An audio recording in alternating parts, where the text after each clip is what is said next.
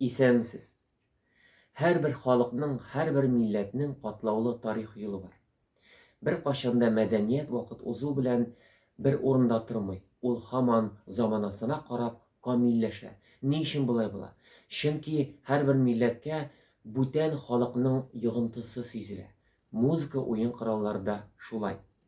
Бүген уен кораллары бер төрле булса, вакыт узу белән уен коралы үзгәрә бара, камилләшә бара. Әйтик, татар халкын.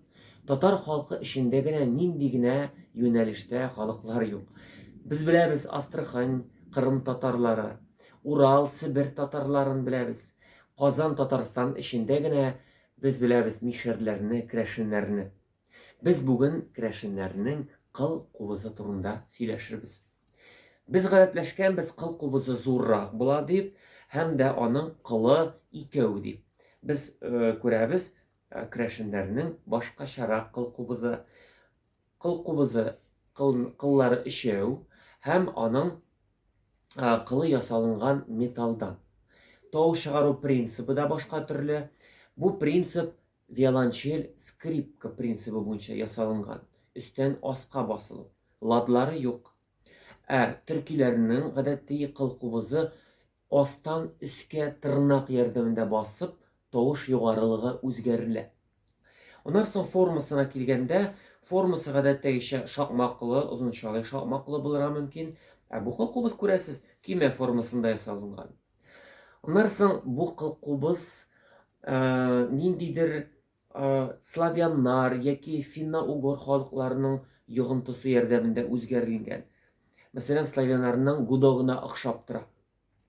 Күрәсез. Инде бу кыл кубызның тавышын да ишетәсе киләдер. Махсус мин кунакка чакырдым дустыбызны, ул мультиинструменталист, мультимузыкант, безнең калмык дустыбыз Эрдни.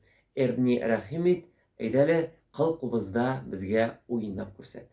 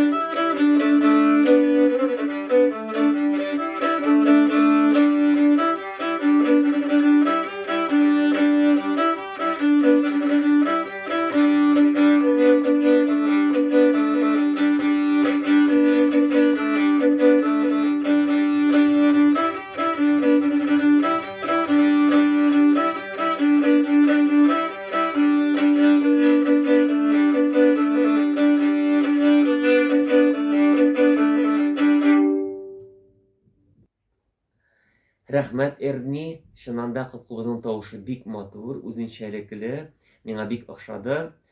Инде киләчәктә дә без шушы безнең татарларыбызның төрле уен кораллары турында сүз йөртәчәкбез, бүгенгә сәхифәбезне төгәлләрбез. Киләсе очрашуларга кадәр.